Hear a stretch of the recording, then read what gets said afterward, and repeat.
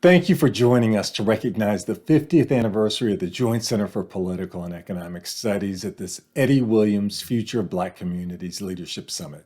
I'm Spencer Overton, the president of the Joint Center. The Joint Center was founded in 1970. That's just 5 years after the Voting Rights Act of 1965. The organization was founded to help Black leaders move from being civil rights activists to elected officials. And now, 5 decades later, we've made a lot of progress, but we still have so much more to do. Despite ongoing systemic inequality, too often think tanks ignore race or make Black communities an afterthought. At the Joint Center, we put Black communities at the center of our research on critical structural issues like online disinformation, the future of work, and congressional staff diversity. And we've seen results. For example, since our first report on congressional staff diversity 5 years ago, the number of top Black Senate staff has increased 200%. In this moment, our 50th anniversary, it is critical for Black America. We face the challenges of recovering from the pandemic, the recession, and extreme racial polarization. But there are also opportunities that stem from a new generation of Black activists, a new administration, and the recent acknowledgement by more Americans of very real systemic bias that continues to marginalize too many Black lives.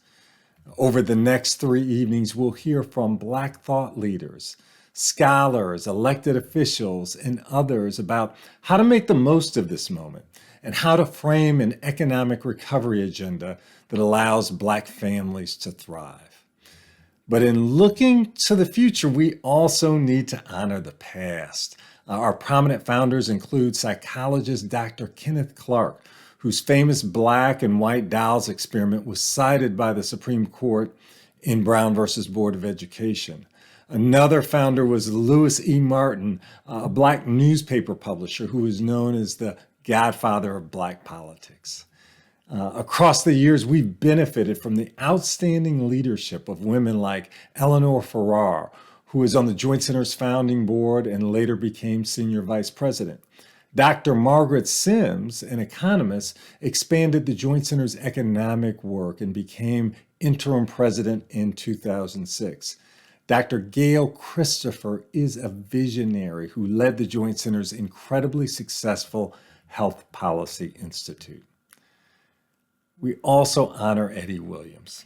In 1972, he was recruited to lead the Joint Center, and he quickly built the Joint Center into the epicenter of Black political thought. He hosted Black elected officials every 4 years to assemble policy priorities, to share with presidential candidates and transition teams. He commissioned and published regular reports, books, and surveys of Black Americans.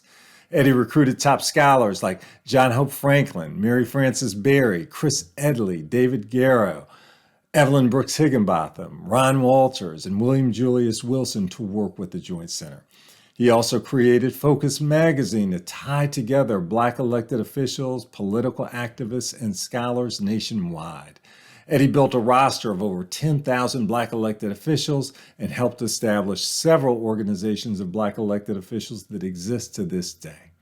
On our third and final night, we will remember Eddie Williams, along with 2 other friends of the Joint Center that we've recently lost, and it's unfortunate. We lost them in the last 14 months, Representatives Elijah Cummings and John Lewis. I want to give a special thanks to the Boulay Foundation, which is the original founding sponsor of this entire event. I'd also like to thank Comcast Universal for producing and bringing this virtual event to you.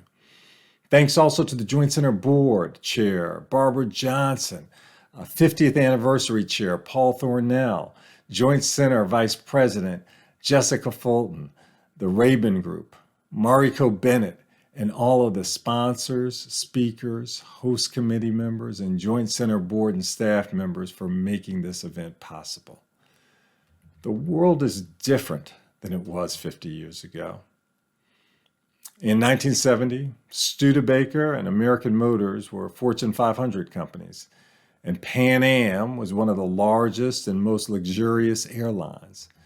In 1971, Borders Books was founded. In 2020, none of these companies exist.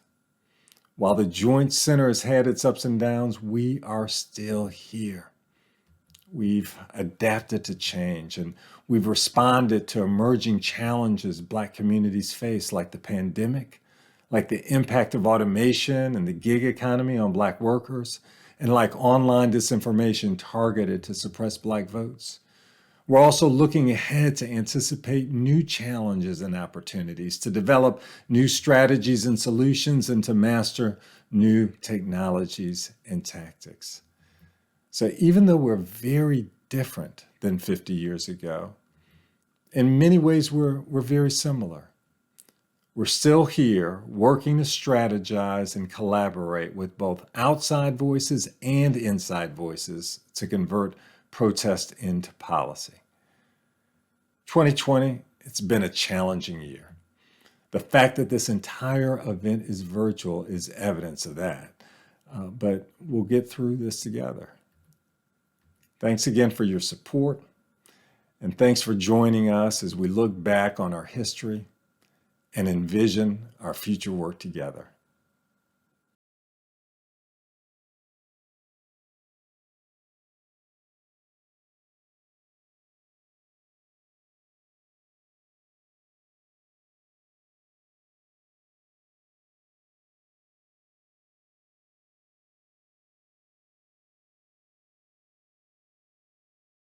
My name is Terrence Woodbury. I'm a partner at Hit Strategies, and I'm honored to be here. I've dedicated my entire career to research. Prior to starting Hit Strategies, I was a partner at Brilliant Corners. We did public polling and research, and prior to that, I was at the Brookings Institution for 3 years. So I am steeped in the principles, in the importance, and the necessity of research, and I'm honored to be with the Joint Center here on their 50th anniversary as a pioneer who has really led historic and rigorous research into the Black community and understanding the values, priorities, and principles of Black consumers and Black voters. And that's exactly what we do here at Hit Strategies. Representation is so important in research, and understanding how Black voters were situated in this election and the impact that they had has been an important priority of Hit Strategies, and why we conducted exit polling specifically with Black audiences and with Black voters and with Black non-voters. And we would love to walk you through some of that data here to understand how Black voters contributed to the 2020 election. And so what we find here is this is really a snapshot of the entire electorate. And what we have is our Black voters represented in green, Latinx voters in this kind of turquoise, and then white voters in pink here. The size of the circles shows the level of surge, how much each of these groups increased their participation from 2016 to 2020. And what we see is in fact surging amongst every audience. That the 2020 election was really the story of historic turnout from all groups. And the other thing that's important to note here is that the Biden coalition looks very different from previous Democratic coalitions, where we see in the bottom left corner here, you see at the top of that slanted line are levels of performance and levels that they increased their support for Democrats over what they did in 2016. And overwhelmingly, we see white voters, white men, white non-college voters increasing their support for Joe Biden. And that really does demonstrate the different coalition that Joe Biden was able to put together. That's a little bit different than the coalition that is anchored primarily by voters of color, because he was able to increase support amongst white voters. But let's look a little bit closer on the next slide at how some of these groups perform. Despite Joe Biden doing significantly better amongst white voters, it remains voters of color that are the bedrock of the Democratic coalition. That amongst Black voters over the age of 60, 95% supported Joe Biden.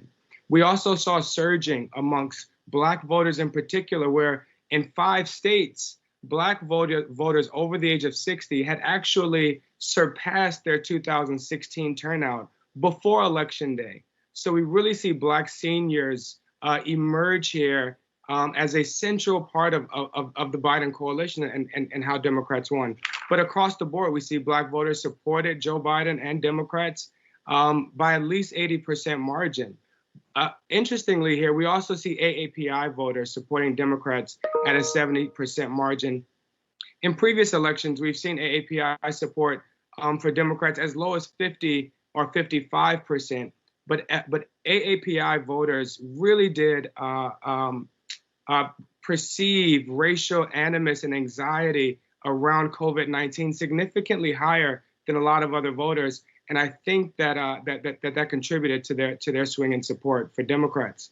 Latinx voters, we saw their support drop for Democrats in this election, primarily because of Trump's ability to cut into those margins. And again, we're going to talk a lot more about how he was able to increase his support with Black voters, increase his support with Latino voters, and what that means for Democrats and the Democratic coalition moving forward. And so let's just take a closer look at Black voters. This is both Black vote, Latino vote, and white vote. And you see just after 2008, in which Black voters had reached 95% support for Democrats, that ever since then, we've seen Black support for Democrats decreasing. And while that decrease is marginal, while they went from 95% to 92% in 2012, and then to just 89% in 2016, that those marginal decreases actually result in thousands of votes in states that we know are being decided by razor-thin margins. So in states like Wisconsin, Pennsylvania, and now even putting Georgia in the play column, that these states will be determined by less than 100,000 votes, and that the ability to increase Republicans' ability to increase their support for Democrats, even marginally, represents a real threat for the Democratic Party. So, despite there being some drop off in Democratic support, we did see increase in Black turnout. That Black voters increased their participation in this election from 59% in 2016 to 67% in 2020. Pew estimates a record 30 million eligible Black voters actually participated. I'm sorry, that 20 million eligible Black voters participated, but we're still leaving 10 million eligible Black voters on the sideline. So while we do have to pay close attention to how to increase Democratic margins from the 88, 89% back up to the 95% that Democrats enjoy with Barack Obama, we also have to look very closely at how we increase from 67% turnout and go and get those other 10 million Black voters that we left on the sideline. We did see significant increases in predominantly Black areas, places like Fulton County, where Atlanta is located, and Philadelphia County, and Wayne County, and Milwaukee County. This is where the real battleground took place. You know, while Joe Biden had to attract some new voters into his coalition, and he did so by attracting white men and by attracting non-college educated white voters, we also had to increase these margins amongst Black voters and go get those voters that we left on the sideline. And the Biden-Harris campaign was successful at increasing margins in Black cities like Atlanta, Philadelphia, Detroit, and Milwaukee, which contributed to their success in this election.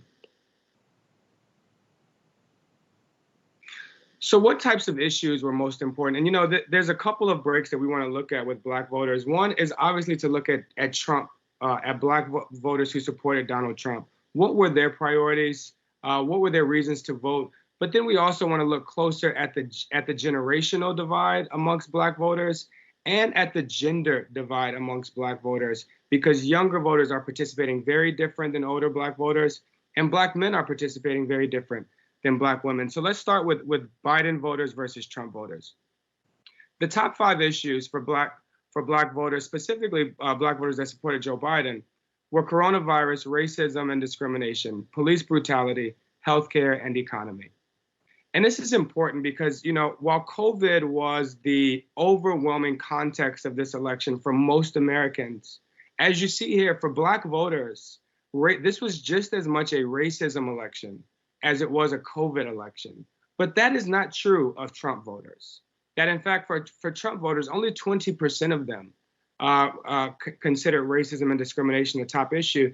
And I think this is important as we start to understand and figure out how do we go back and attract those voters into a Democratic coalition, that in fact these Trump voters are in fact more conservative than most Black voters, but they're also a little bit more race agnostic than most Black voters. That for Trump voters, this racism was not a top determining issue.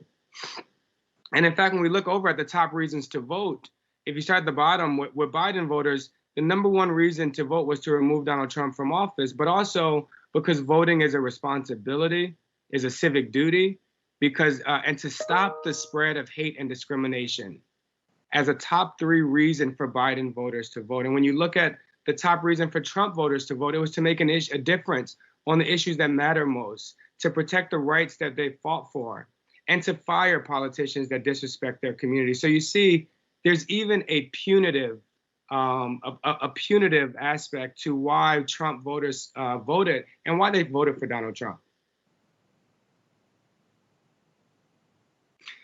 But when we look at non-voters, at the 10 million Black voters that did not participate, and we asked them, well, what was the top reason for you to not vote in this election?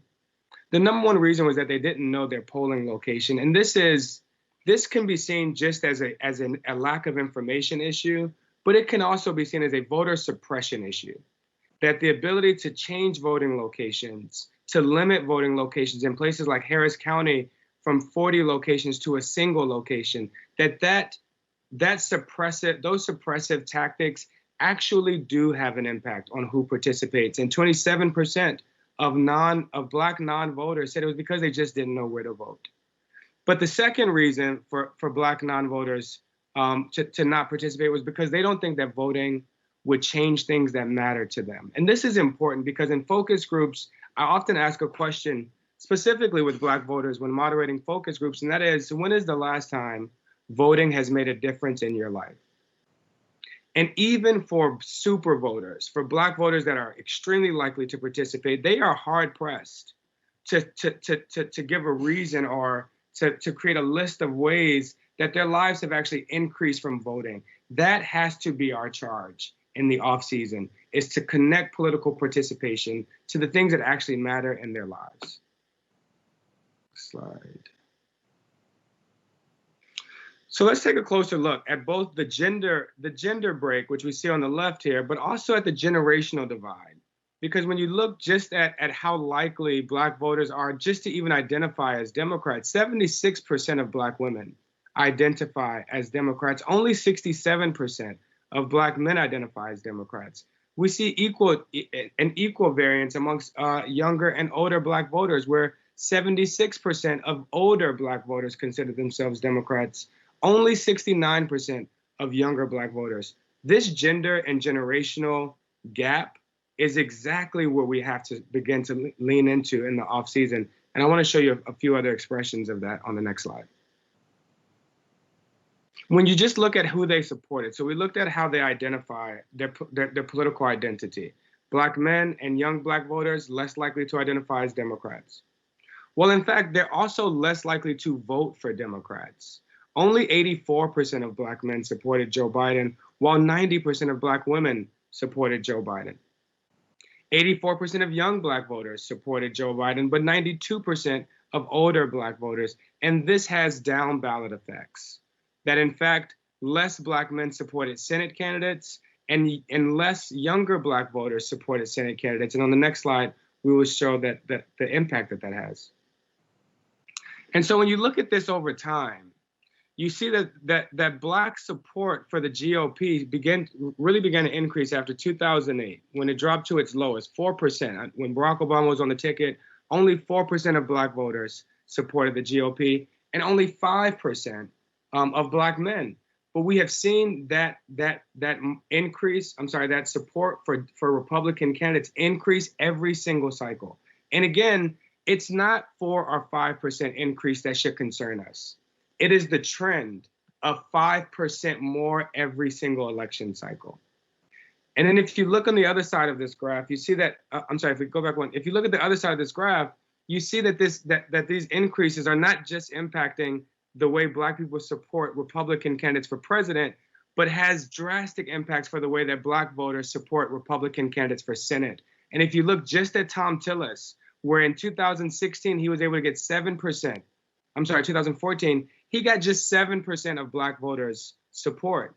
Well, in 2020, he got 17%, and that is, in fact, the margin of difference between Tom Tillis and Cal Cunningham. Next slide, please. And so let's look exactly at what these differences could mean, because, you know, I'm hearing more and more that Democrats should not be concerned with 3-4% marginal increases amongst Black men and amongst young Black voters. But what does that actually mean? If Black men turned out at the same level as Black women and voted for Democrats at the same level that Black women do, then Cal Cunningham would have gotten 242,000 more votes in North Carolina. And John Ossoff would have got 374,000 more votes in Georgia. Cal Cunningham would be a U.S. Senator if Black men supported Democrats at the same level as Black women. This is why the gender divide is so important. This is why we can't dismiss 3 and 4% marginal increases. And the same is true of younger and older voters. If you look at the other side of this graph, Cal Cunningham only lost North Carolina by 95,000 votes. But if young voters supported Democrats at the same level as Black seniors, then he would have gotten 123,000 more votes. And so, yes, the gender divide and the generational divide is real. There are some substantive differences there, and we have to lean into that in the offseason. And of course, we continue to conduct the Black Track, which is a monthly tracker of Black voters and Black consumers every month. The results that we just went over today were the results of the latest Black Track tracker, which was conducted through Election Day. So it is, in fact, an exit poll, and we'll continue to track. So please tune in at hitstrat.com to continue to get more information about how Black voter trends are evolving and how we can do better at mobilizing and activating this critical voting bloc in the future. Thank you so much.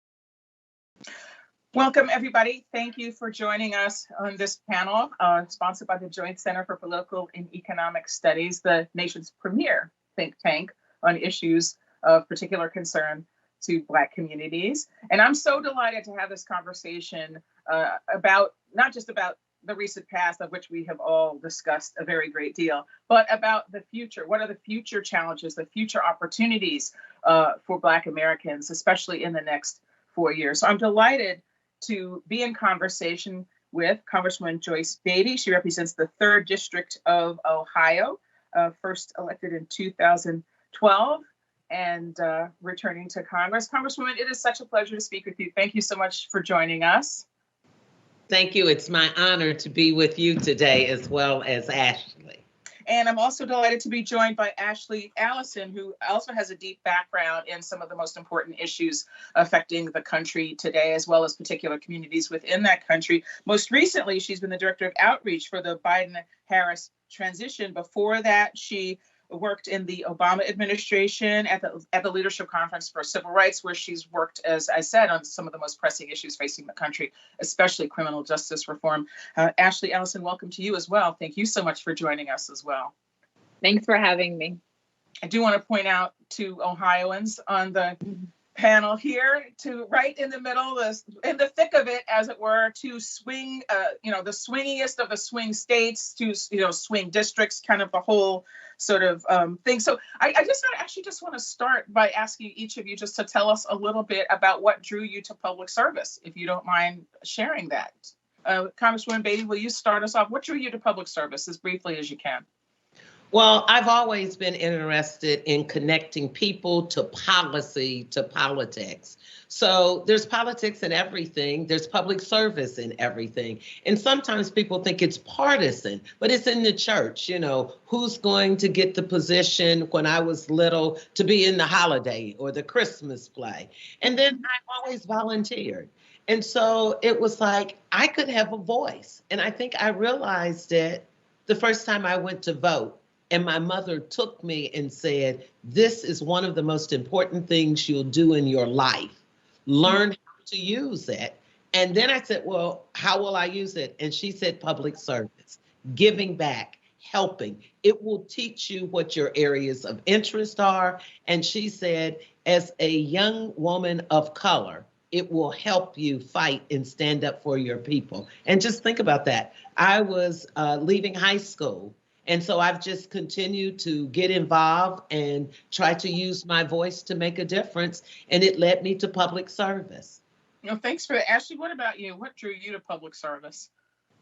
Well, I grew up in a home where my mom and my father talked about the importance of giving back and remembering that you may have what you need, but other folks don't, particularly people who look like you, and always ingraining that into every activity that we did. It's not about you, it's about the people and the community. And when I graduated from college, The Ohio State University, I moved to Brooklyn, New York, and I was a high school special education teacher. And seeing what, it just meant to be born on the wrong side of the tracks, seeing a school that was financially struggling, children who really relied on school lunches, not having the resources we needed to make sure that they had the opportunities they needed to excel academically. I just honestly was frustrated with it. And it was right around the time when Barack Obama was running for president. And so there just felt like a real disconnect between what I was seeing every single day and what was happening in politics. And so I started to volunteer and get more involved. And the rest was kind of history when I figured out how to meld giving back as well as engaging in politics. It's interesting because politics, elected politics as a vehicle for change is something that has, I don't want to say gone in and out of favor. That's not accurate, but it's something that everyone hasn't always seen as available to them, or something that was an arena in which they could participate, be successful, and actually make a change. Congresswoman, I note that you were the first female party leader in you served as the Democratic leader in the Ohio House. And I think people have become acquainted more recently, perhaps, than they have been in a long time, with just how important state level representation is and how important state legislative representation is. So I guess I wanted to ask, I noticed that here in Congress, you're on financial services, you focus on financial services, but how did you decide kind of what your policy priorities are going to be? What has been your sort of North Star in figuring out how to focus your energy and your attention legislatively? Well, I think it came from my upbringing. I grew up in a working class family where my father always talked about save your money for retirement. And we were always taught to save, not to spend everything. He had 3 boxes. The cigar box was the bank. Even when I was a young girl babysitting and I came home with $6, he took $2 and put it in his pocket. He gave me $2 and he put $2 in the cigar box. He said, the box is your lifeline. You never touch it. You don't touch it. He said, the money in my pocket is for a surprise. You always, he said, and the money in your hand, spend it how you want to, and you have happiness. And this is a true story. I've done that to this very day. And that most people don't have financial literacy. So financial services in the State House and the Congress became my top priority, because if you are sick, you need money to buy insurance. If you are homeless, you need money to put a roof over your head or to feed you or to get education. So I have made it jobs in the economy, health, and education. So it's been a three-prong all my life, even before being in elected politics. When I was out on the stump speaking to young children, going into high schools, I told them, you don't have to have one priority. You have three that make one. You cannot thrive if you're not healthy. You cannot thrive in this world as a person of color without some education or training, and you have to have job or money. And so I've carried that through. I was on the Ways and Means and Finance and Budget and Health Committee when I was at the State House. And then when I came to Congress, I decided to kind of do something you say, go there and be behind the scenes. But then when I came out strong. I picked one committee and I designed my destiny. I said, I only want this committee. And they said, as a freshman, you have to ask for 4 things and you might get number 3. And so I asked for one and put a portfolio together. And I got financial services in Congress in my freshman year. And now, thanks to Congresswoman Maxine Waters, I am the chair of the subcommittee on diversity and inclusion, and we look at finance. Oh, that's great. Look, Craig, we're definitely going to dig into some of those issues in a minute, but I just want to hear from, and I do hope you're doing a little better than a cigar box now for your savings. I hope. I hope we've upgraded a little bit on diversify. that. Okay, just making sure. All right. Ashley, what about you? What has been kind of your North Star in terms of your focus on policy? What is it that has, and you told us what's informed your kind of view of the importance of this work, but what are your issues that you tend to focus on and why?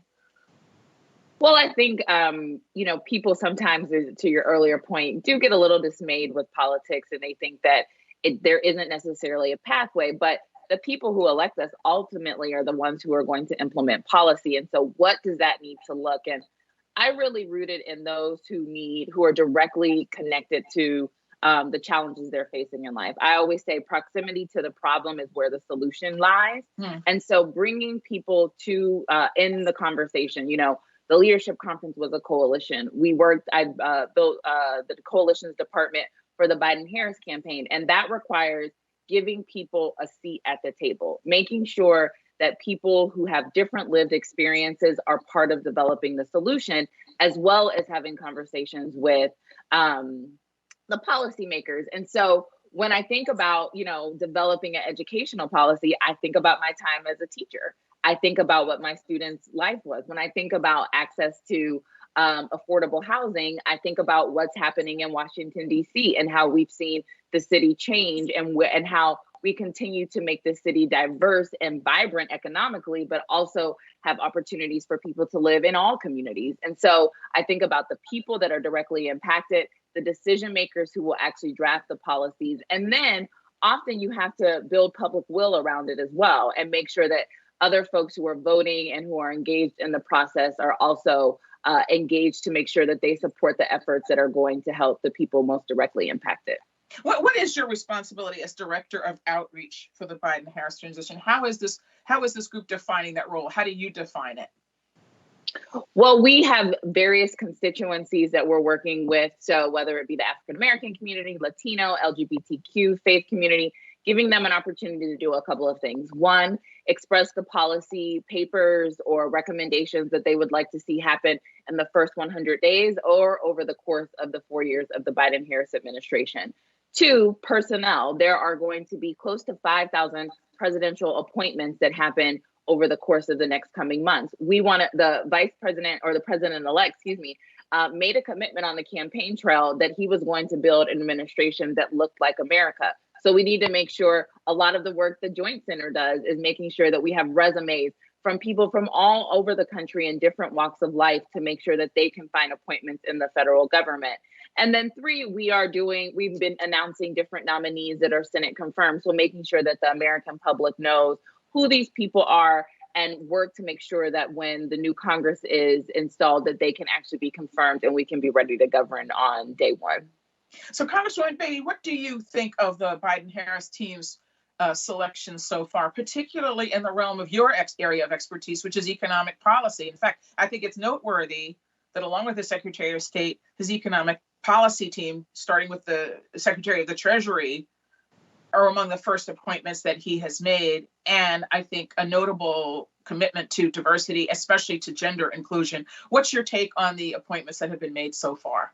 Well, I've been very pleased with the appointments, and part of that is because of the quality and the experience that he's brought to the table. And then when you look at those candidates, they look like America. They look like democracy. When I think about Janet Yellen to be the first female to serve in this, I know her. I worked with her on my financial services committee when she was at the Federal Reserve, and she was the first director or secretary to meet the OMWIGOs, the Office of Minority Women and Inclusion, and yet she said we could do better. So what you see with her is brilliance and the understanding of the value of having minorities, African Americans, Latinx, and women. I like the fact that there are people who look like me in strategic places. And then when America goes and Google them, as people will do,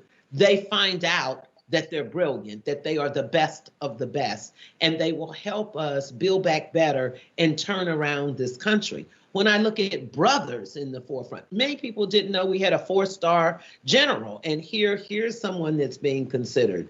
We have Johnson, who was with the Obama administration. I also like the blend of new and experienced. I'm not going to say old or recycled. These are individuals who were given a chance to do something, and they're worthy of the appointment.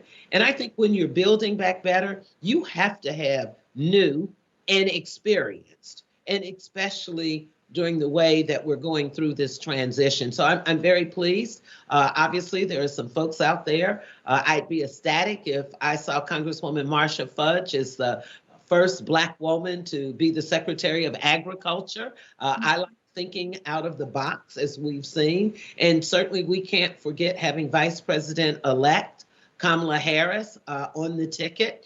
And she certainly has demonstrated it's not because she's a sister or of Asian Indian descent. It's because she is just scholarly and brilliant and informed and tested. And so I think when you think of all of the people of color, he's keeping his word. And that for me is the most important transition and starting place, to simply do what you say you're going to do. And tell me what they should be doing. Could you just tell me, given your framework of threes, which I like, what do you think are the top 3 priorities that this administration needs to address when it specifically comes to issues of concern to African Americans? I think it's my 3 things, but in a different order. I think healthcare has to be the number one because of the pandemic we're in, and because we as Black folks are disproportionately affected. We only make up 13% of the national population. And when you look at, we're contracting this virus at 22% and dying with 20%, and we talk about vaccinations going to be the answer. We know we're not in clinical trials. History has taught us that. We know that when the experimental drug comes out, we should not necessarily all be the first in. So I think they have to unroll their plan at all levels, at the scientific and the medical, but they got to roll it out for the people. People are scared and people are dying. And then I think you have to look at the economy. We know what happened with the PPP. We know what happened with the unemployment. Come on, 41% of Black businesses have been affected. And that's data that's 30 days old. So we know what it is now with our numbers soaring. Ohio is purple. Small businesses are being hit. That means Black-owned businesses, minority-owned businesses, and they won't recoup. And then it's education. And education could mean going to college. It could mean work development, using your hands, having a skill to take care of ourselves. Social justice. They have to speak to the social justice issue. And as Ashley said, that gets to the housing, it gets to the sentencing, it gets to our jobs and justice bill, it gets to voter suppression. So I put social justice up there because the country is hurting. We're angry that people are dying without health care, and we live in this wonderful America. We're angry that we don't have the same quality of education in our public schools, and that's why the Divine Nine and the HBCUs have been amazing in getting the word out and getting the president-elect elected. We now have found our voice of unity. And so I think they have to now speak to our voice of unity. I think they have to do health, they have to do jobs in the economy, and they have to do education, social justice. And they have to give them equal concern. You can't say, I'm spending the first year on health. Look, you have to, as you asked me about the cigar box, and I answered diversify, they have to bring enough people aboard that they can multitask. You have to roll out multiple things, but those top three things I think will help us and help them. Ashley, you've seen in I don't want to put you on the spot here, but you've seen, but I have to. We've seen a lot of reporting about this so-called sort of divide between the so-called moderates and the sort of so-called progressives in the Democratic Party over the kinds of profiles and backgrounds that people believe are most desirable to serve in these positions, especially given this big menu of things that the Congresswoman has just sort of laid out. There are so many different sort of fronts in which people believe there needs to be a change, and quickly. So the question becomes, like, what kind of profile would be best suited to making these kinds of changes as quickly as many people believe is going to be necessary, particularly given the Republicans have had such success in both holding on to state legislatures and expanding their hold on state legislatures, which means redistricting just a couple of years from now. So the question I have for you, is there any kind of baseline credential that the incoming administration feels is necessary? And what is your take based on this argument about, corporate experience versus non-corporate experience? Is there some kind of ideal blend that you're looking for? Well, when the president-elect was running, he made it really, really clear that he was going to bring people from various and diverse walks of life into his administration. And I think that is important when you're building a government. There are, being a high school teacher or working in corporate America, very different experiences, but experiences nonetheless. And so the people he's looking for, they've been tested. They are experienced. They are experts in their field. They are committed to public service. But most importantly, they want to repair the harm that this current president has done the last 4 years, and not just get us back to where we were in 2016, but move the ball forward. We have a lot of work to do to repair what has been eroded in terms of not even having fully staffed agencies over the last 4 years. So there's a lot of work to get done. I will say, though, in what we're thinking about in terms of credentials and priorities is that we have 4. One is COVID. We have got to get this pandemic under control. I woke up this morning just so frustrated about it, wanting to be in person to do this panel, quite honestly, wanting to be engaged. I'm over this pandemic, but we need leadership to make sure that when the vaccine is available, it is distributed equitably, that it is tested with science and not done in a dangerous fashion. And Joe Biden, one of the first things he did was put together his COVID task force that is tackling it before he is even in office. The other thing is the economy. To Congresswoman Beatty's point, we are in the middle of a recession because of the failed leadership of Donald Trump. I'm from Ohio. I know those businesses that are closing, small businesses, people who are losing jobs. And then the other thing is climate. When we think about what's happening in our country, the wildfires we saw in California, the floods in the Midwest, the hurricanes that we're experiencing. We just ended hurricane season. We have to be responsible and believe in the science and believe in climate change, which this current president didn't do. But the most important thing that I think is really important, that I talk about it on the X and Y axis, is racial equity. The president-elect has talked about making sure that he addresses systemic racism. And that is for the economy, that is for COVID, that is for climate, that is for housing, that is for the nominations that he is making that are Senate confirmed, but also that are appointed in the federal government, and making sure that we have a focus on racial equity, but it goes across all issues. And I think that people who can commit to those 4 principles, who have experience, are the type of candidates that we're ultimately looking for to fill these positions for the next administration. Go ahead, Congresswoman. Let me just thank her for saying the racial equity part, but it's inclusiveness too. You know, people will say we can be equal, and we have a strange way of doing things where we're there, but we're not included. And you can see that at the C-suites. You can see that in corporate America. And she's right. That's another thing that Joe Biden has been very upfront with. And he said that he was going to have a female for his vice president very early on. And so I think he has taken the first step to demonstrate that. But that is very clear. And I wanted to say communications is so important, maybe not in that top, but as an underlining to everything. If you don't communicate the racial equity, if you don't communicate to the lay people and at the ground level about climate change, and to have an all-female communication team with all types of race and ethnicity. And lastly, earlier I heard you, Michelle, talk about the demographics of baby boomers and Gen X, and now where we are almost equally distributed. It's good to see that he has Gen X and baby boomers. When you look at Simone Sanders, you know, in a key position within those age ranges. So I just think that's important because so many people follow you, Michelle, that it is so important for those who follow you to hear your questions and to be educated. That's the other thing with the communication. What good is it if we only know it in our roles, but with you asking the questions and we can answer it, people of all of those levels follow you. And now they hear this. So educating the public.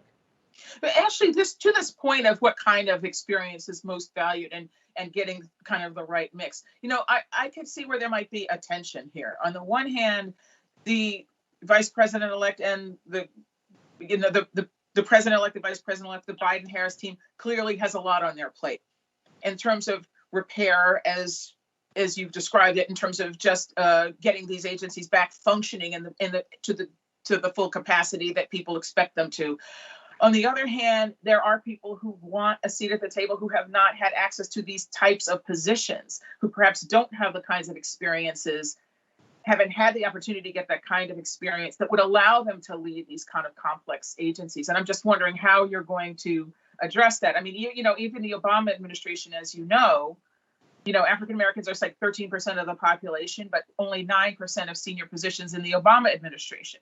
And as you probably know, women had some complaints even in the Obama administration that they didn't give the full kind of sense of agency and inclusion that they were hoping for. Now I know that the former President Obama, met with a lot of the women senior staffers and spoke about that.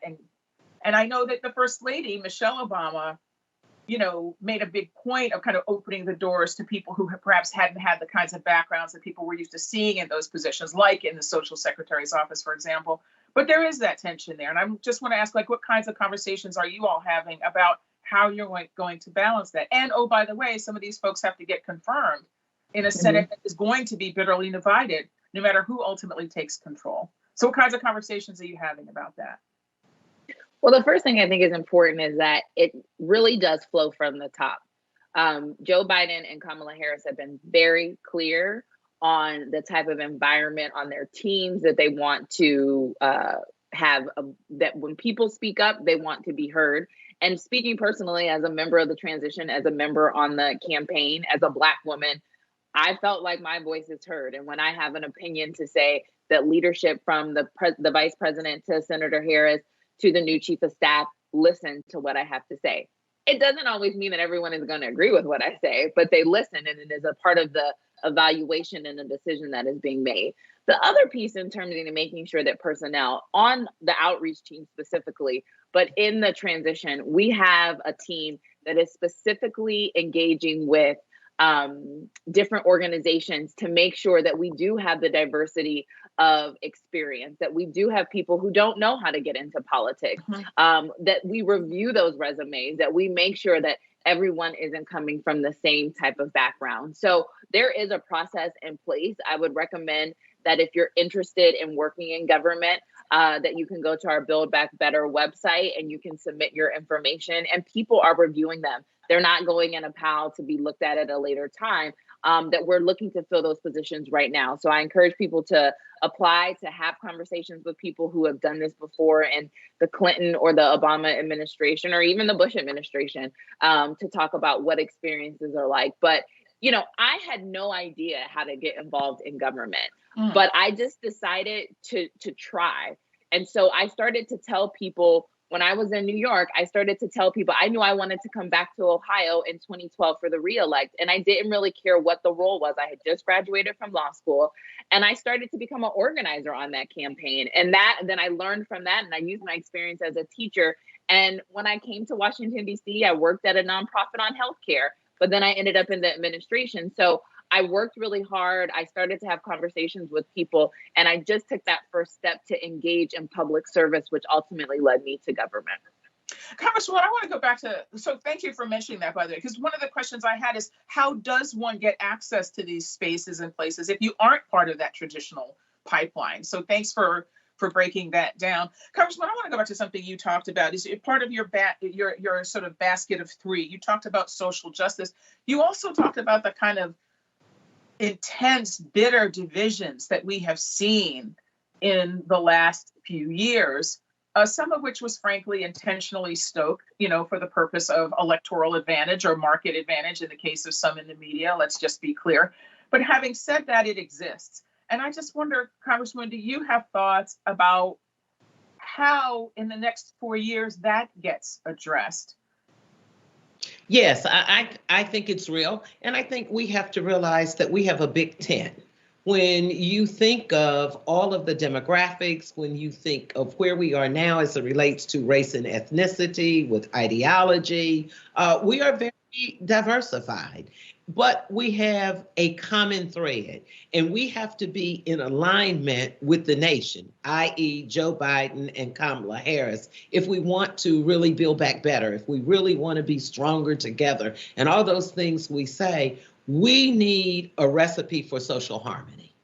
And we have to develop that. We have to be able to say, I recognize that your thing is media and radio, and your thing is being a strategist inside, and I'm on the outside.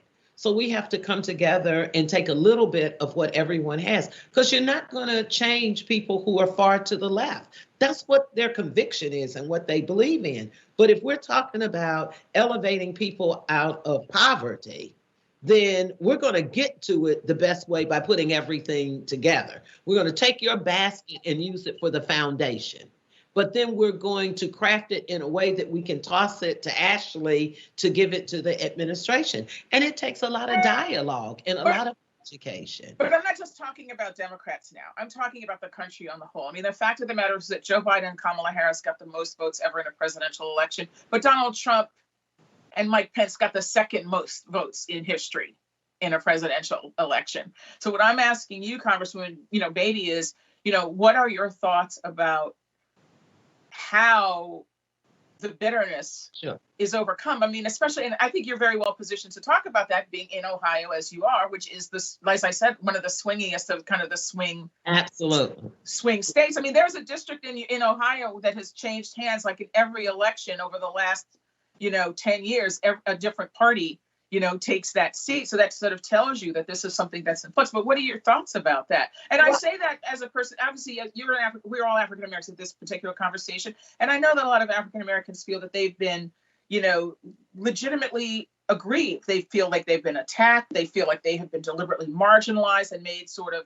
So I think some people might say, why should I be the person to, take these steps? On the other hand, who should? I mean, how should this kind of reconciliation unfold? I just wonder if you have thoughts about that. Let me give you a great example based on what you just said. We have to stop talking to each other, meaning black on black. We have to, and I'll give you, let's take COVID-19.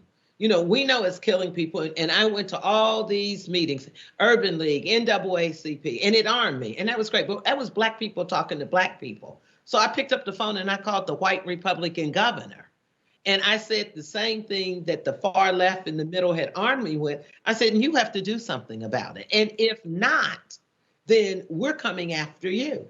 He created a minority task force. He went on national news and sounded like us and talked about, he was one of the first to start shutting things down. Now, that's just a small example, but we have to do that in Congress. We have to be able to take on those who are harming us and get outside of our box of only having to divide with us, because we go to what we know. We know caucus. We know what we do.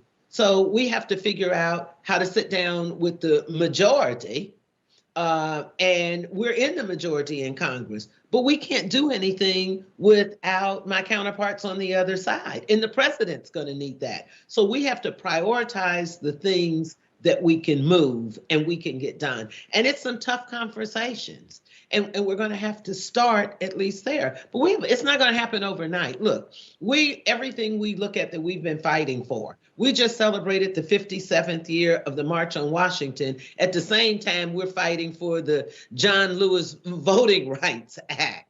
We just talked about 1964 and 1965 with civil rights and with voting rights, and we're still talking about voter suppression and purging votes in Ohio. So the conversation has to come through us saying the tough things and maybe being a little more old school, taking on those who get in our way, Black, brown, and specifically white folks who are the Trump folks and the Pence folks, because we know it will work. When we got angry and started speaking out about what we weren't going to allow from this president, people came together more. People that have never been on programs together came together because they wanted to stand up for people. But the conversation has to go to the people who we are fighting against versus ourselves. And that's what starts. We have to go to the other side on Congress and start saying, this has to stop here. And you have to have some camaraderie. You have to have some civility. Everything can't be a fight for win or lose. So you have to pick your battles, but you have to be in battle. We're down to our last couple of minutes here. So Ashley, I wanted to ask you the same question. As the director of outreach, I'm interested in your take on outreach across party lines. What are the conversations about that? Sure. You know, on the campaign, we had Republicans for Biden, and we have Republicans that are supportive of this administration. I agree with the Congresswoman. You know, when I drove from Ohio to Washington, D.C. recently, yeah, I'm in D.C. and I see Biden-Harris signs in a very, you know, the day on that Saturday when it was announced that Biden had won, people taking to the streets. But when I drove through Pennsylvania, there were a lot of Trump-Pence signs. And if we really want to be public servants, we have to figure out how to have those conversations with the people, even after it's clear that Joe Biden has won, still have their Trump-Pence signs up, because they believe in a different type of pathway forward. But I fundamentally believe that they should have heat in their homes, that they don't want anyone to die from COVID-19, that they want their kids to have an opportunity.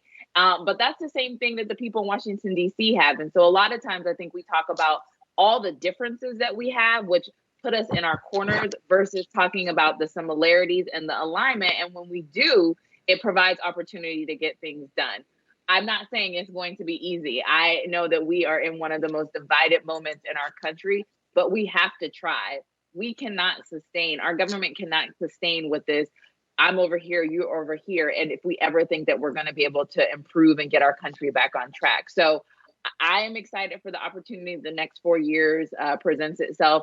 I, as the director of outreach, will keep the door open for folks who want to have authentic conversations, transparent conversations, genuine conversations to help move the ball forward. I believe that's my charge, and I owe it to the American people who have elected Joe Biden and Kamala Harris. And I know that it won't be easy, but I'm committed to doing that. And I know that the president-elect and vice president-elect are committed to doing the same. Ashley, okay, so it's down to our last couple of minutes. So can I have a final thought from each of you? And Ashley, I'm just going to ask you to start. What are the most important things that you'd like people to keep in mind as they consider the priorities for the next 4 years, with a particular focus on the needs of Black Americans? And you can you can shape that in whatever way you want. But what I'd really like you to do is give us a charge. I'd like you to give us a charge, give us some homework, give us some things that we should be thinking about as we leave this conversation. We're in a moment that can be transformative for our country, but transformation does take time. And my request as someone part of a younger generation is to say, don't give up, be steadfast, be diligent, be committed. Like, you come into a meeting with the transition and you don't get everything you want, schedule your next meeting. Don't walk away and be frustrated, continue to engage. We need all of the voices in the Democratic Party, people who didn't vote for Joe Biden, to come and be committed to figuring out solutions to improve. So my charge to folks is be hopeful. We have 50 days. Change is coming with the Biden-Harris administration. And so be in conversation, be engaged, come with ideas, and continue to work with this administration over the first 100 days, but throughout the entire 4 years of the administration. Ashley, Allison, thank you so much for joining us. Thank you. Congresswoman Beatty, final thought from you. Give us a charge. What should people be thinking about over these next 4 years as we think about these next 4 years? What's most important? When I think about the future, I would like to say to everyone listening to look through a different lens, a lens of lifting people up, a lens of building on our past and being hopeful for the future. But to be realistic, people are dying, people are starving, people are homeless, and we live in a free world where we can do better. So I'm asking everyone to get engaged at every level. And I'm going to end it with how you started. It starts with service. So many people say, I don't know how, or I don't have money. It's really going to take all of us at every level, because we don't discriminate in the same way we do about jobs with voting. Every vote counts. So now I'm going to say everything we do to help to move this country forward for the people, we need to be more inclusive. We talk about diversity and equity and inclusiveness. Let's really talk about it. Let's talk about it for the least of us. Let's talk about it for those who are marginalized, and let us set our goals to lift everyone up through a very realistic lens. So I'm going to be hopeful and positive. I'm going to take all my anger of the past and I'm going to mold it in something that will move us forward, because I want to move from the past and not stay in the past. Congresswoman Joyce Beatty, she represents the 3rd District of Ohio. Congresswoman, thank you so much for being with us today. Thank you so much, my sister. And we also heard from Ashley Allison, who is the Director of Outreach for the Biden-Harris transition. Thank you all so much for joining us for this rich conversation.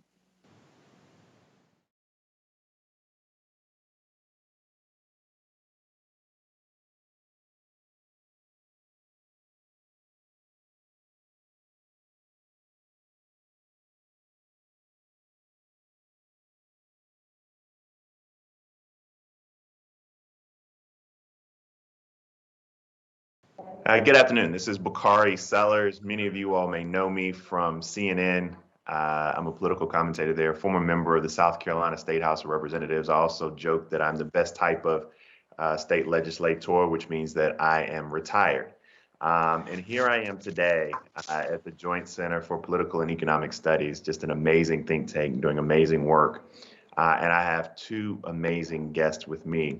The topic for today's discussion is the priorities of emerging Black communities. We're going to dig deep into that, understanding what these communities are, what the priorities are, and during this very new environment from a public health and economic perspective, how these communities can not just survive, but how they can thrive. And with me today, I have Hudson Weber Foundation President and CEO, Malanka Clark. Did I pronounce that right? Malanka Clark. You know, I get called Bakari, Baraki, Bacardi, all of these things, Malanka. So that's a beautiful name. Thank you so much. Thank you for joining us. And then I have University of Chicago Professor Kathy Coleman. How are you doing today? I'm good. And you pronounced Kathy correctly, so you're good. Well, I'm doing the best that I can do over here. It's a pleasure in these new COVID times that we're here. I just want to start, and we'll start with you, Professor Cohen. This is a unique time.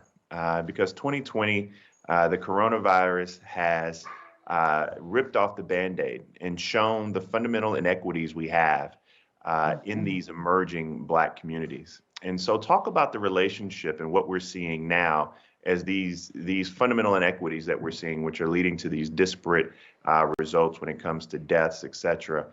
Talk about how this new environment is transforming the way that we talk about these emerging communities.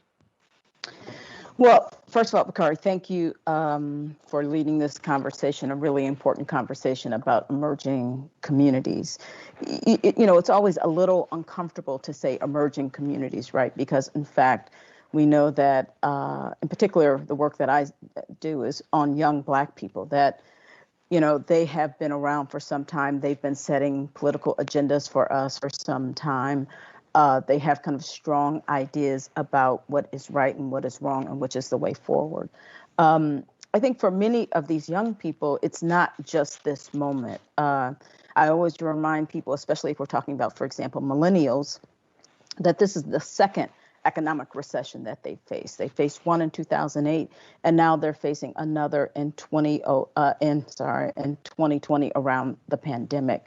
These are young people who have understood and mobilized against systemic racism, not just in response to George Floyd, but back to Trayvon Martin and others. These are young people who have watched their communities exist under a system of divestment and limited mobility. These are young people who understood themselves to be provided a less than quality education while they saw, I'm in Chicago, young people on the north side with abundance when it came to quality opportunities with regards to education.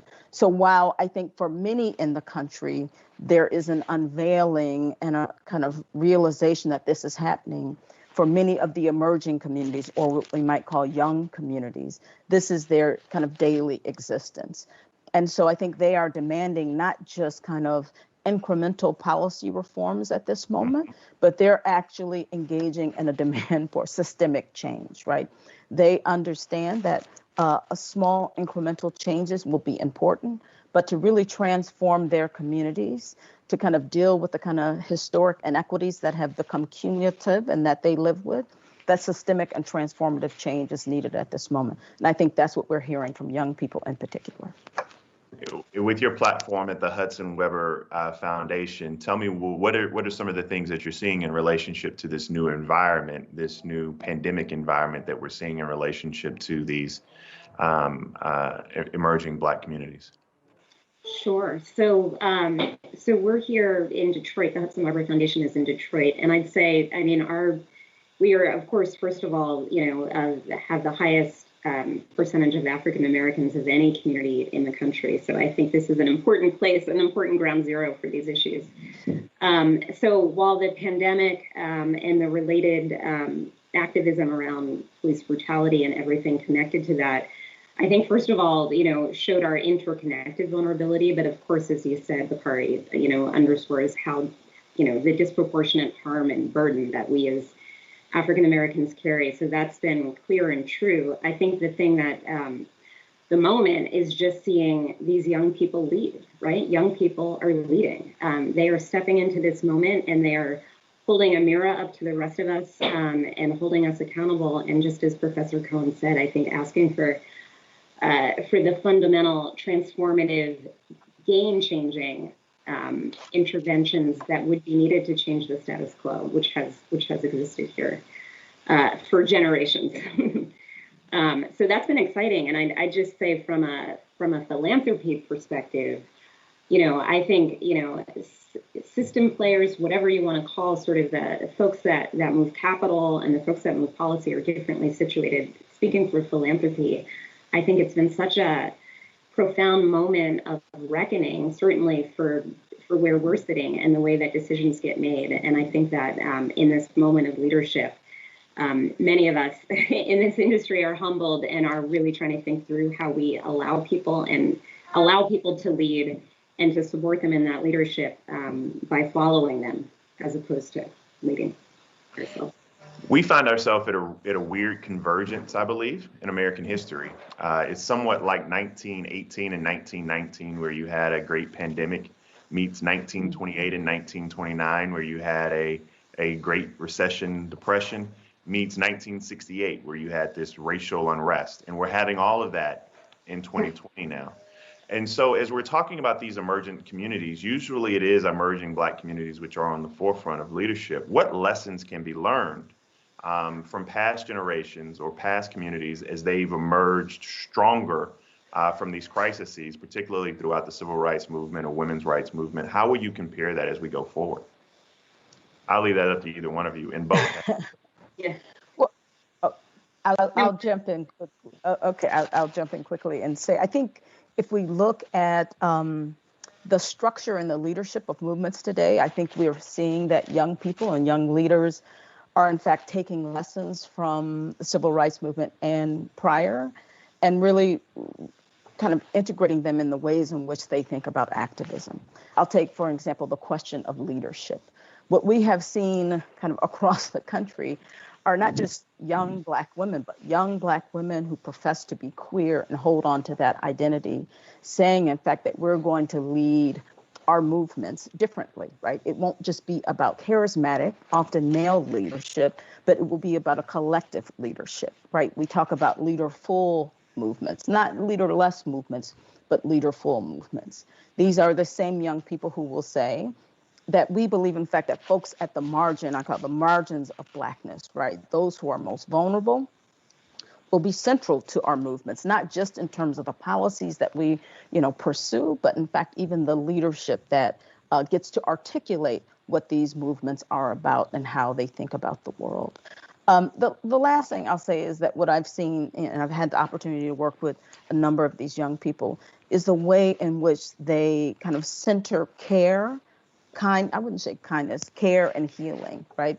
There is a way in which they've seen in the past the burnout that comes, the feelings of being discarded at times, and central to the work that they're doing is a structure that also thinks about care, which is to say that if we can't care for ourselves and if we can't care for the people who we are organizing with, how do we create a world in which kind of care and the reduction of harm is one of the principles that we pursue? So I think in lots of different levels, I know you want to say, lots of different levels, they are taking lessons from the past and really kind of pulling together a new way of moving forward.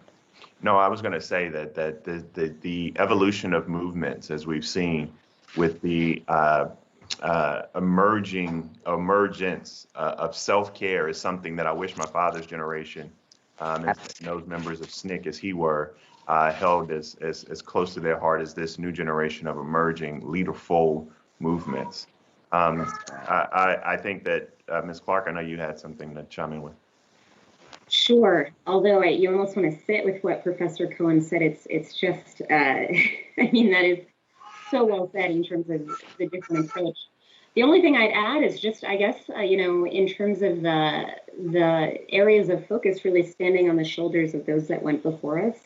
So, on the one hand, with the 60s focus on, social and political rights, and let me just acknowledge that those rights are not secure, as we see in this moment before us. So absolutely, that work is not done, but obviously the mobilization around the sweeping legislative victory is something to, in fact, stand upon.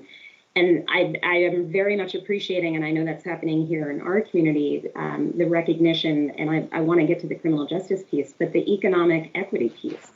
That is huge, and that was not, it is manifesting in terms of the impacts of the pandemic. That economic inequity is made very well and clear. But I think the understanding that without intentionality and mobilization around that piece of the puzzle, we're not going to get that right at it either, and that is absolutely where we need to be. So I have a couple of questions. And they're rooted in such simplicity, but so I'm sorry, but I wanted to ask them, and who better to answer those questions than you two brilliant women. There's always the question centered around, is this moment different? Does this moment feel different? And I think it has a lot to do with the fact that white folk appear to be slightly more perceptive to the radical change that we're talking about. Black Lives Matter, when it emerged 4, 5, 6, 7 years ago, had a disapproval rate that was out of this world, and now we see its approval rate going up. We see Mitt Romney even marching and saying Black Lives Matter. I mean, it's the bare minimum. So my question to you both, and I'll start with you, Ms. Clark, from the work that you see, from the platform that you sit on, but you're also in Detroit, right? Fundamentally, from a very, I guess, a very on the ground level, so socially, politically, economically, is this moment different? Have things changed? And I guess then from a 50,000-foot view, the way you're seeing culture move, NBA basketball players, et cetera, is this moment different? So I think, oh, sorry. Yeah.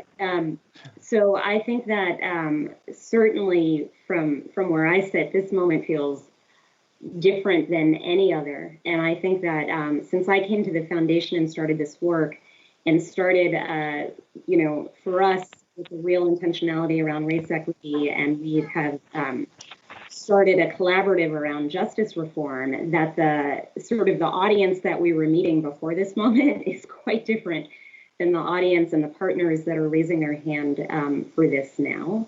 And so, and I also think, just thinking about, the board that I have and the commitments that we've made, that they would be very hard to walk away from at this moment, and that feels right and good. That said, it's a vulnerable moment. Like, by no means, and we've seen it before, where there is momentum and mobilization. People are in the streets. When people are in the streets, people are paying attention. And that moment of accountability presented itself. But I think that for us to presume that any gains that have been made in this moment of folks questioning and wanting to understand what changes are there to be made is by no means assured. I like that. You actually espoused what is one of my political themes and mantras, which is trust but verify. You got to trust but verify. Professor Cohen, tell me your thoughts around, is this moment any different? Yeah. Well, I think, as you noted, and as we all feel, it feels different. If you've lived long enough, right, it feels different. I would point to maybe 3 reasons why I think it's different. And I think you're right, Bakari, that oftentimes people point to young white people, or white people in general, moving into the streets or feeling moved by the video of the execution of George Floyd, or the killing of Breonna Taylor, also the execution of Breonna Taylor. So I would say, one, that we live in a different technological moment, right, where there is social media and the ability for people to videotape the harm and threat that they live with every day. And so, where I think in the past, white people would be willing to say that can't really be true, it can't be that bad, they're confronted with images that say, yes, it is that bad. The second thing I'd say, and maybe because I'm a professor, I think the institutionalization of a different type of curriculum focused, for example, on African American studies or critical race studies, has changed a generation and kind of opened their eyes, or opened the ways in which they think, raised their consciousness, so that when they see that video of George Floyd, there has to be a different response. I'd say a third thing, and I'm going to be quick. The third thing is, this is a generation in particular of young people, right, who have grown up with protests. We forget that, from the immigration marches in 2006 to Occupy in 2011 to BLM, Black Lives Matter, the movement for Black Lives, right? So I think there is a kind of infrastructure for helping them to understand that this is something that we must move on. And so I think for a number of different reasons, right, structural reasons, this is different. And for the reasons we've talked about before, the leadership, the ways in which movements are structured, it is a different moment. Now, that doesn't mean it will lead to a different outcome, right? This is what we were just talking about. What is guaranteed? The only thing that can guarantee a different outcome is the consistency of mobilizing and mobilization. But I have hope that something will be different here. Yeah, we must remain hopeful and faithful. Ms. Clark, I'm sorry. Yeah, no, I was just thinking, I'm struck by that education point because, so first, and let me just acknowledge, because it's what we're thinking about too, for the momentum and the leaderful moments, the idea of funding the infrastructure so the momentum can continue is so critically important. But on the education piece, it feels, what has seems so true to me and so apparent is that, at the elementary school and high school, and sort of when you meet the average educated person who has no real understanding of why things are the way that they are, literally, that has had, no understanding of the federal interventions that have disinvested from Black communities. These are things, obviously, that this audience and Professor Cohen no doubt teaches about. But folks, for the most part, have to seek those classes out. And I feel like I am not naive enough to think that if everybody just could get this access to this information, the information that as Black people you live and breathe, because you've heard the story about your grandfather, this is my story, who fair-skinned, was a foreman in a construction company, lined up in the Black line to get his paycheck, and they told him, you just lost half your paycheck. I mean, these are stories that live with us, and we know it, we live it, and we experience it currently every day. So, I'm not naive enough to think that if other folks just could understand that better, but I do think for that to even assume that there is a way to dig ourselves out, and that the policies put us into this place. So I am a big believer in elucidating that so that folks can step up and understand the levers to pull instead of just putting their hands up and feeling like that is a perfect segue. That's a perfect segue, because I want to, as we don't have a lot of time together, and I wish that I was able to sit with you both, probably just over a glass of wine, but the Rona won't let us be right now. If Joe Biden and Kamala Harris were to pick up the phone right now from a policy perspective, this audience is a policy-driven audience, and the levers to pull. If you had to list out three things, policy-driven ideals, you would want to see along the framework and along the lines of racial equity, whether or not it's in criminal justice, whether or not it's in the Department of Treasury, whether or not it's in Department of Education. As young people who are either watching or will be soaking in some of this as we go, as my sweet Sadie yells in the back, what are those three policy points that you think we have to tackle? And they can either be very specific or they can be from a 50,000-foot view. For example, my number one would be Democrats and Republicans alike drive me crazy because they legislate from the perspective that rising tides lift all boats. And I fundamentally disagree with that. They legislate with the perspective that you can have race-neutral policy to fix race-specific problems in this country. And that drives me insane. And so what would be, I'll start with you, Professor Cohen, and then we'll go to you, Ms. Clark. What would be those three things that you would tell a President Biden and a Vice President Harris? Well, I have the great grace of doing surveys with young people in particular. So I have a clear sense of kind of their priorities. So let me articulate their priorities. One is, I think there has to be some recognition in dealing with the question of systemic racism and police brutality. And I would say that they have put on the table, at least certain movement groups, the question of abolition or defunding the police. Instead of running from that, I would say we have to really engage. What does it mean to, at the very least, do some transformative work around policing? And that may mean defunding, not completely, but defunding and creating new agencies that are meant to support kind of mental health issues and other social crises issues. So that'd be one. But the second one is the question of employment, which we hear over and over again, but not just like increasing the minimum wage. What we have heard from young people is that they want the government to guarantee everyone who wants a job to work. They want companies that displace workers to be taxed. They want to ensure that workers and others have health care, right? So they want some policy agenda that focuses on racial capitalism. And then I would say the third question or the third issue is how do we invest in largely communities of color, especially those, in fact, that are most vulnerable. So, right, we have seen activists talk about a divest from policing, but a corresponding investment in communities. And so I think we have to really think, and I would encourage the Biden-Harris team to be thinking about what are the points of investment for communities of color. So those would be my three: race, racism, police brutality, employment, and investment. Very good. Ms. Clark?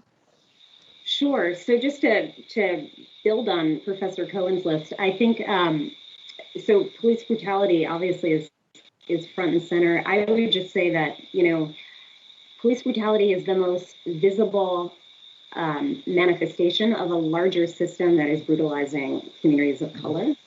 And so I would ask the Biden-Harris administration for their focus to not end, and that's what Professor Cohen was saying, but to actually reduce the justice footprint writ large. And in fact, I mean, even when you think of the murder of George Floyd, part of, in addition to the tragedy of the murder itself, was the officer looking with cameras on him with no, with the sense that there would be no accountability. And that sense of no accountability is because he is operating in a larger system where, with prosecutors and judges and all the other parts of the system that play into what is happening on the streets with police officers. And then, of course, you add that to incarceration and all of the deleterious effects that happen not to just to individuals, but to communities. And I think the priority needs to be reducing the justice footprint. On the other side, of course, the other piece of that has to be reinvesting in communities. And I think that if the administration could do those things in just the way, we talk about defunding the police and, putting resources into the things that serve people like mental health and substance abuse supports. But I think a really thoughtful program around investing in the infrastructure that supports the leaderful community leaders that have the best ideas about how to serve their communities. I think that would be so profound. And then the third thing, it's all related, but it's really stealing from you, Bakari, because I think leading with centering Black people in policy design would get us right where we need to be. So many of what we've gotten ourselves into has in fact been because these, by design or neglect, right? It is the fact that, from gun policy back to incarceration, I think that, unfortunately, the bias that exists in our community has allowed harmful policies that are harmful for absolutely everybody to persist. And I think swinging that right around would get us to the right place. All of those were very good answers, and I hope that you both get a phone call. If it's a private number, just pick up. It can either be one of two people. It's either somebody very important or it's a student loan company calling to get their money back. So please be sure to pick up. In the last few minutes we have together, I just want you to be able to highlight the work that you're doing, both within your institutions and externally. If there are any projects or things that you're working on in ways that we can help support the work that you're doing to center Black people in this discussion, to center these emerging Black communities in these discussions. I'll start with you, Ms. Clark, some of the work that your foundation is doing, some of the ways that we can help you and some of the new projects you have on the horizon.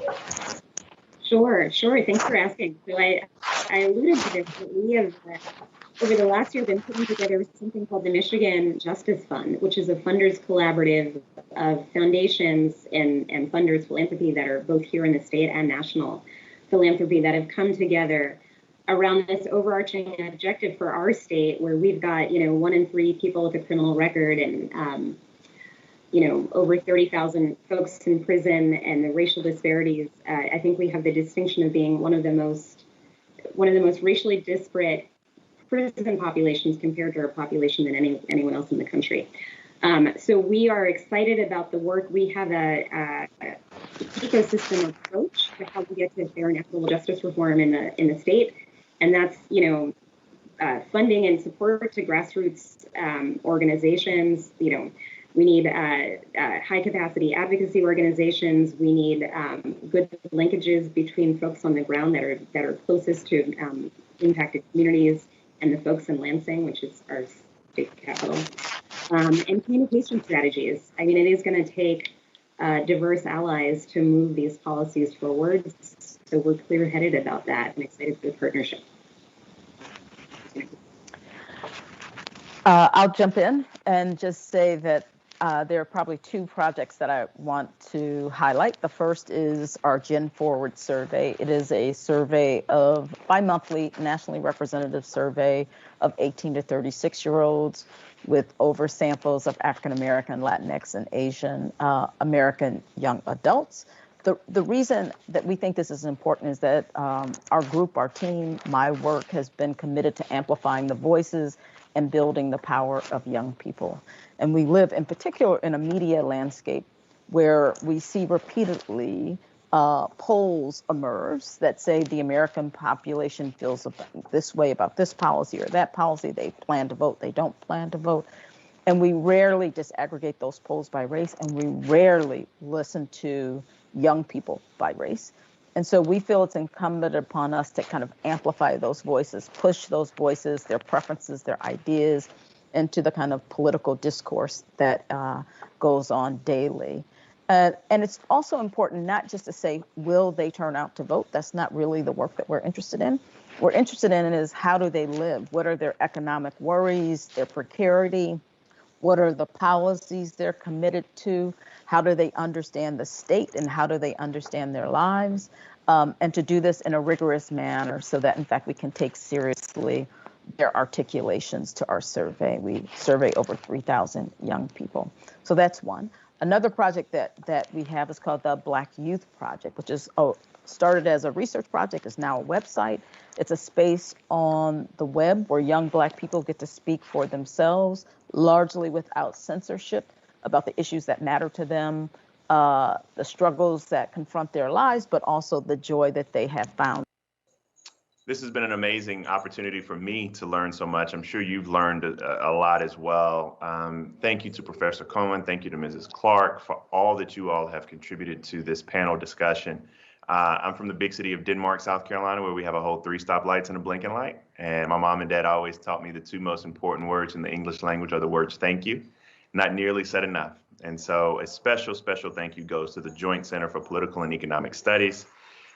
This has been an amazing panel on the priorities of emerging Black communities. Thank you and God bless you all.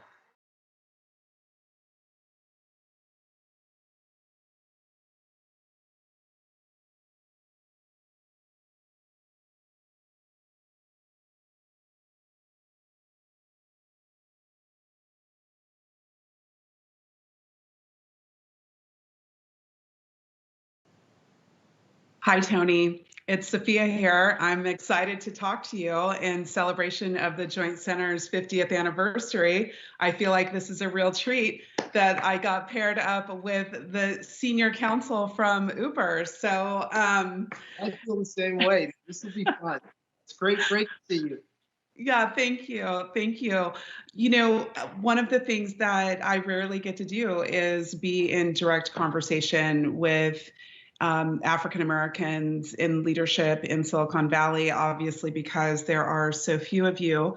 And I think that's one of the things that I'd love to talk with you about today. I certainly feel a bit of a parallel experience in some ways in academia as a Black woman studying the intersections of technology and society, because there also are just a handful of us doing that kind of work too.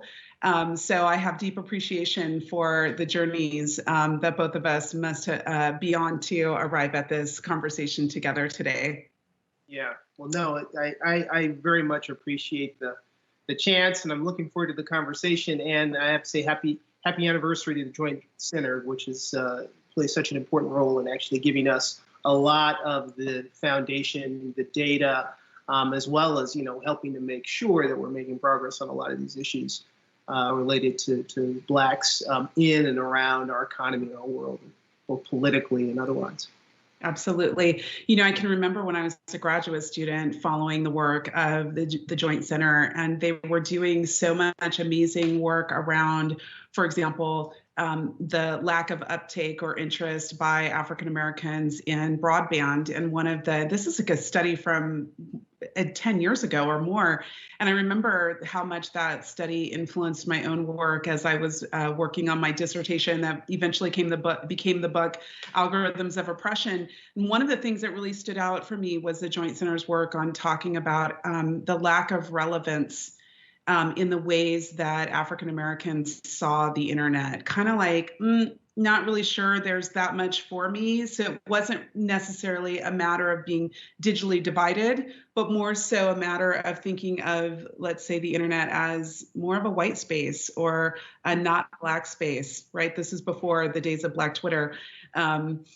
So I don't know. It's just it feels like full circle to a decade forward. You know, be in this conversation with you and thinking about how much Black people have really shaped and changed the internet as we know it in the United States, and yet here we are still. I'm talking to you, and you're kind of one of the onlys. And I'm just wondering, what's this last decade been like for you on your journey? How'd you get here? Well, it's been an interesting journey, and you know, it's one that I certainly didn't plan it. You know, you always have your 3 or your 5 or your 10-year plan, and I can honestly say that ending up as the chief legal officer of a global technology company wasn't on that plan. You know, having said that, you know, I'm glad that I'm here because I think while you and I sort of share this experience of often being the only in the room or one of the few, I think it's always an opportunity for us to use those positions, use that seat in a way that helps to advance some critically important goals. And for me, one of the things which, you know, I've often tried to always remind myself is that, you know, when I'm in these situations, I'm in these positions, it's really important to open the door as wide as you can to make sure you are creating spaces and opportunities for others, because at the end of the day, those decision-making tables around which critical decisions are made, they need to be diverse. They need to have Black and brown faces. They need to have female faces. They need to have LGBTQ voices and faces at those tables. Because that means that we are going to make better decisions.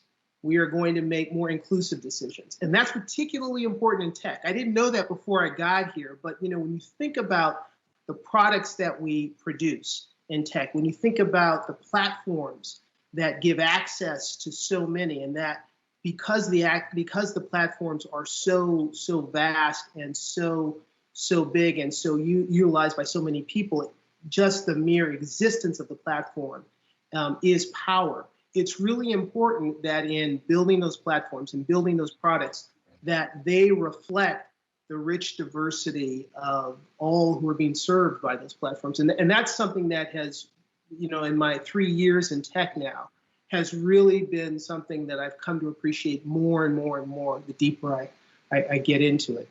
But this was definitely not on the 5-year plan. What was on the plan? What was on the plan? Where do you think you're going to be? I see you. Do I see a picture behind you of you and President? I'm not sure which president it is. Oh, yes, President Obama. President Obama. He's a little light skinned, so I wasn't sure about that. I don't have my glasses on. Yeah, I was in the Obama administration. I was the number 3 at the Justice Department, the Associate Attorney General in the Obama administration. And worked closely with Attorney General Eric Holder, who remains a good friend. And the plan was public service. I mean, when I look at my career, which is now almost 30 years practicing law, you know, half of it is in public service. And that half is really in the Justice Department. I've had a lot of positions in the Justice Department, from being a line career attorney all the way up to helping to lead the department. And love that department, but have always found perhaps some of my greatest joy in public service. And so that was always the the path that I thought I would take. The fact that I have also ended up in the private sector at different parts of my career has been really important, because not only do I think that it made me a better public servant because it's given me a broader perspective, but it's allowed me to really push issues that I care about, issues of equity, issues of fairness, issues of inclusion from a different vantage point, and to try to be effective in that way too. So before I was the GC of Uber, I was the general counsel of PepsiCo, another global brand, and really focused on both ethical leadership as well as diversity and inclusion issues there. So that was the path. I got it. It's interesting because I started my career in corporate America working mostly in multicultural marketing and advertising. So of course I know Pepsi well because they have made tremendous investments in that over the years. And the issues that you're talking about, I can recall early on in my career thinking that, about so many basic kinds of services and products that don't exist in Black communities around the United States, and how these, these business decisions, whether it's avoiding doing community economic development into underserved communities. I mean, these ideas about workforce development, who has opportunities, who's recruited, how we make a diverse workforce. It's been interesting to having kind of started my career in those spaces and then moving into academia and watching and studying the tech sector and seeing how that's one sector that didn't really embrace these ideas in the way that you think of many other kind of American Fortune 100 or Fortune 50 companies doing, right? So it's kind of like where the Harvard business case study that diversity is an asset to your company. That memo somehow seemed to just fly over Silicon Valley in the early days. And so, of course, we had another memo called the meritocracy memo, which, can be a myth, but I didn't hear the go ahead. No, I mean, these are the kind of like, now here we are, 50 years celebrating the Joint Center, and 50 years also just celebrating the invention of the internet as we know it, right? That anniversary just being last year. So, it's complicated to me to think about how 50 years of civil rights struggle. One of the things I wrote about in my book, and I often share in my lectures, is I'll say, it's not a coincidence to me that at the moment that just a modicum of power transfers into the hands of people of color and into the hands of women via the Civil Rights Act, that as we see these kinds of very, nominal moves forward into positions of power and leadership and participation in democracy and in democracy building, you have the rise of an ideology that computing and computers can make better decisions than people. Mm-hmm. Coincidence? I think not. So I think it's really interesting to see you in this, having kind of been in a DOJ role, and then going to work in the sector that has kind of been the most, let's say, uniquely not inclined towards civil rights and embracing civil rights, and is actually kind of actively denied that they are playing a role in the rollback of civil and human rights, indeed. And I know that Uber has had its own challenges, so we'll take Uber off the docket for today, and we'll get to talk about some other companies if you want. So let me ask you, DOJ background, Google antitrust suit just opened up. We're talking about the outsized role that tech companies have in society and their orientation, again, toward denying their role in civil rights. Whether it's, through diversity in employment or just, antitrust and anti-civil rights activities. Where do you predict it's going to go? Well, I can tell you where I hope it goes. I hope it goes to a place of more accountability for tech. because that meritocracy myth that I kind of referred to. It's not that there is no such thing as meritocracy, but I do think there is a false sense that certain things can be considered completely unbiased and completely removed from any kind of discriminatory effect if you simply look at so-called the data. And one of the things I think we have found is that that's simply not true, because we all come to what we think is the norm or what we think is sort of the base with some type of bias. And I think that has been one of the hardest things to, particularly in tech, to sort of get used to. And, I appreciate your wanting to give Uber a pass, but I don't think we should give Uber a pass. I think we should. Good, because I have some questions. No, look, I mean, and I've said, one of the reasons that, I came to Uber, one of the reasons that Dara Khosrowshahi, the CEO, came to Uber 3 years ago, is that we knew we had work to do in trying to change the culture there. Yeah. And part of that was being honest about what was wrong. And being very transparent about that, which we have done and continue to do, and which is why I've said that, it's not enough for us to, in the wake of, say, George Floyd's murder, it's not enough for us to simply say that, we stand with Black Lives Matter. I mean, that's great, we do, but we need to make some really clear commitments to what it means to be an anti-racist company. We can't simply be, we're not for discrimination. No, we need to be anti-racist, and we need to name it, which we have. We need to name white supremacy, which we have, and we need to be active in that. And people need to hold us accountable to some of the commitments that we're making. So I think that's, that is our responsibility as a tech company. It is all of tech's responsibility. I mean, I think this is a really important moment in tech, and I actually want to ask you about this because,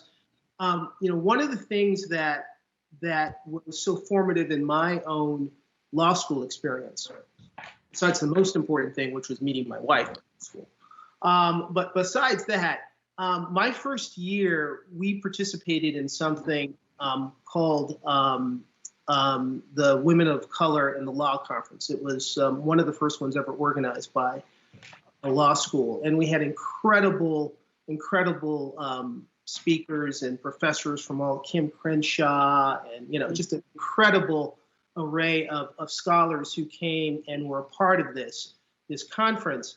And it focused on this intersectionality of race, gender, class, and the law. And for me, it really just kind of began to shape my understanding of the law as both a tool and as a platform, and how we interact with it. It's not like a platform. There's a lot of folks in tech like to think that they just have a platform. They're not trying to put a finger on the scale. It's just the platform. Well, no, just like that, the law is not just a platform. It affects different people in different ways, and there's a unique way in which it intersects and impacts people who live at the intersectionality of race and gender and class. And what's so interesting is that your work is doing the same thing as I've seen with regard to the internet.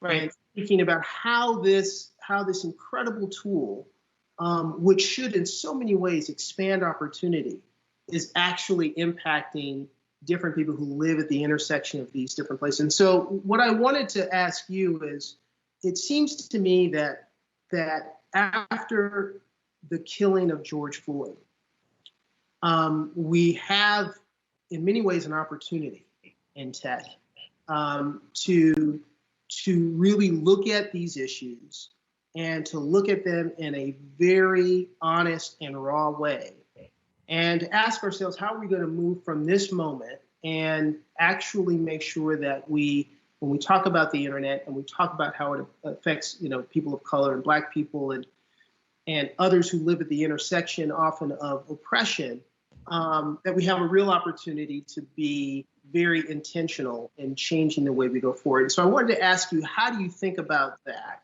And also, COVID has sort of exposed, or I should really say it's highlighted inequalities that have always been there. Right? People who live in these different intersections of race, gender, class often are suffering from in a much more profound way than the general population.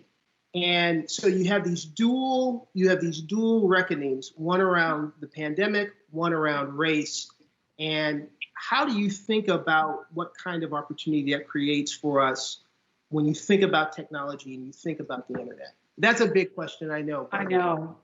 Well, you've put a lot on the table, and I'm really grateful that you've opened this up, because I'm going to try to be pithy if I can. I mean, I think the first part of what you're asking is really about the way in which tech as a sector has really disavowed that they are, in fact, political, social, and economic actors. Both the employees, the makers, the entire global supply chain that makes for the way that we think of tech in a very white collar way, I'll say, in the United States, without taking into account, the Congolese miners who extract coltan and other kinds of minerals out of the ground in very, very severe, harsh labor conditions, all the way through manufacturing. We are so oriented to tech as consumers of technologies, or as white collar workers in silicon corridors around the United States. And so many of the people who do the more brutal dimensions of tech work, including people like content moderators, many of whom are Black and Latino.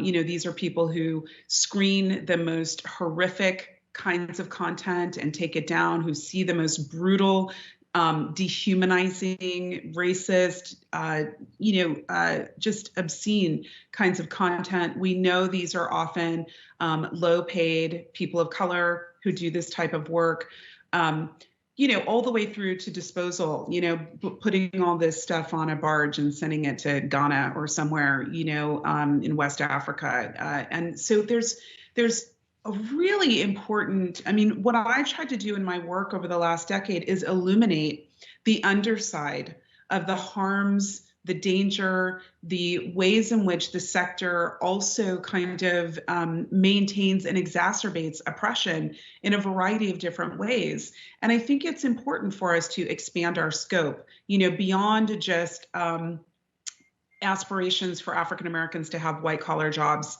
in Silicon Valley. Now, of course, one of the things I try to tell my students all the time is, you have no business designing technology for society, and you know nothing about society. You've done 4 or 5 years in a computer science program at UCLA or at Illinois, at different places that I've taught, USC, and you're without an understanding of the import of the things that you're talking about. Like, what would it look like to make anti-racist technologies? How can you even imagine that when you've never taken a social science course, you've never taken an African American studies course, a gender studies course? You just are not even equipped, other than maybe through your own lived experience, to adjudicate and operate with a sense of integrity about these issues. So I think that's very important. I think that people who work on programming teams should have, you can hire computer scientists, but who should be really valuable are those dual majors who majored in African American studies and computer science, or American Indian studies, or Chicano Latino studies, gender studies, people who have as much care and regard for the social dimensions of computing, because computing is never in a vacuum. It always has a social application. And of course, when people in the Valley who, I have worked with many programmers, and, the reductionist stance that they take, that programming is just math, is really just insufficient in this day and age, because even a company like Uber, here I am, I have a PhD in information science. So I understand things like how data is constructed, how we even get to the point of having data that then is used for a machine learning training algorithm. If you have data that, for example, integrates crime statistics, with economic, socioeconomic kind of class, property value statistics, other kinds of data and modeling that will give you routes, for example, for Uber drivers or Lyft drivers that don't take you through Black neighborhoods or low-income neighborhoods, right? And so we replicate the oppression and the experiences of the past when we encode it into data and then train machine learning algorithms kind of in the outputs. And these are the dimensions that I think the Valley writ large is just ill-equipped to confront and deal with. And these include even things like tying technological solutions to public policy. So in the case of the killing of George Floyd, what was so interesting is that, and terrible, is that you have, let's say, a scanning machine that tells you whether it suspects a bill is counterfeit or not. And it's tied to a policy called Call the Police. And there's no room for kind of human agency or intervention or decision making. And we see this happening all over the world now, where the loss of agency in thinking through the context, the consequences, the meaning. So now algorithms predict whether you get into college or not. Algorithms will screen your resume. And when you think about the way that the Joint Center, for example, their report from last year about the impact of AI on the Black workforce, right, African-American workforce, to me, the threat is not the way, it's not robots taking over your job. That's the way in which kind of Hollywood likes to fantasize about AI. What it is, it's the AI is the software screening system that didn't pick up your keywords on your resume because you didn't have the right schools, the right zip codes, the right markers. Maybe you said you were the captain of the cheerleading squad, and so we flagged you as a woman, so you're out. Whatever these kinds of uses of AI are actually the kinds that are the most harmful, that really over-determine what our futures will be. And they will take the worst of the past and predict that into the future. And then we will have an even harder time intervening because so many of these technologies are opaque. The people on the policy side of the house, like you, are not managing the product teams. Your trust and safety, where you're finding out about what might be, a possible kind of class action lawsuit or discrimination suit, is never translating over into product development and engineering. And I think that gap is so wide that those are the kinds of things that we really have to study more. We have to understand the consequences of them. The harsh reality is that most of these technologies get kind of beta tested in low-income Black and Latino neighborhoods in the United States. This is where kind of the trying out, this is where facial recognition, it gets tried out in low-income housing projects by landlords who are trying to control the movement of Black people coming in and out of a housing project, let's say. And we just saw this story unfold in congressional testimony. It was captured in the new film Coded Bias. That's amazing, and everyone should see, about facial recognition. And so I think until we have a handle on these issues, some of these technologies probably need significantly greater oversight. We probably need the Federal Trade Commission involved in exercising and adjudicating around the unfairness doctrine. We probably need the Department of Justice to have a civil rights division that's specifically looking at tech. This is my wish list for the new administration. And, some of these things maybe need to have the kind of oversight that, like, Food and Drug Administration, our Consumer Finance Protection Board models, where you kind of have to prove no harm before you're allowed to be released on the public. Right now, what happens is when we find out that a technology is dangerous and that it's discriminatory, it's after the fact. And we don't really have, with the exception of maybe Tish James, the Attorney General in New York, we don't have a lot of state AGs who even know how to prosecute or hold companies accountable when their technologies discriminate or do harm. Now, I'm saying this to the chief legal counsel at Uber, so maybe these are things that you don't want to hear, but I maybe I want to hear what you think, because I think if you had to go in and prove to the AG or to an oversight board first that Uber wasn't going to do any harm, that might really give you a lot of leverage with engineering and product teams to do differently, right? And to think about the design and implementation. So I'm curious about what you think of some of this. And I very much appreciate, because it's a lot of what you've talked about, interestingly enough, are touches on many of the conversations we've had internal. For instance, we have spent a lot of time examining our algorithm to make sure that we're addressing destination discrimination, for instance, in rides. We have spent a lot of time and a lot of outreach with other groups to look at ways in which our algorithms might otherwise be discriminatory. And one of the commitments we made to being an anti-racist company was to create a specific product role exactly along the lines that you've sort of outlined, because you're absolutely right. You need to bring someone in who is equipped with the ability, not just with the technical expertise, but with the ability to identify and diagnose the problem, but also identify ways in which we can address it in the tech. And so I think that's an opportunity. My response to that is, this is an opportunity.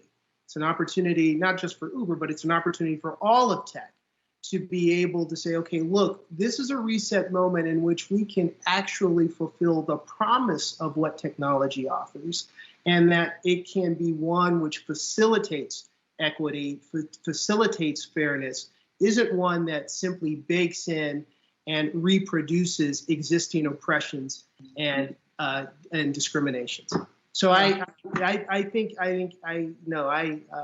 much appreciate. Yeah, I love talking to you. It's been too short. I feel like Sandman's going to come out and give us the hook in a minute if I don't help us kind of. Because I'm bringing you to Uber. You're going to have.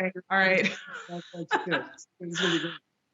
Well, listen, I feel like, we're all in this together, whether it's the work of the Joint Center that's been so profoundly important in terms of the realm of public policy and the interests of disenfranchised people in this country. It makes possible the work that you and I do in our different domains. And, we're all in this together in terms of really caring about championing the most vulnerable among us. And so I just want to say it's really been a pleasure to get to meet you and to talk to you. I really enjoy it. I hope it's not the last time. Definitely won't be. Thank you so much, Sophia. And thank you for all the work that you're doing. Thanks.